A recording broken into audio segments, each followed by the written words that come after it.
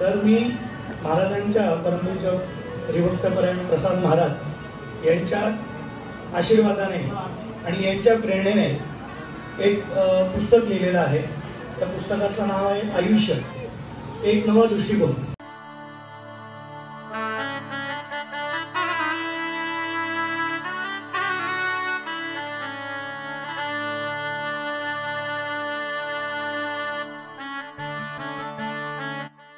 ही सगळी सेवा हे परमपूज्य प्रसाद महाराजांच्या चरणी सगळ्यांच्या साक्षीने अर्पित करतो।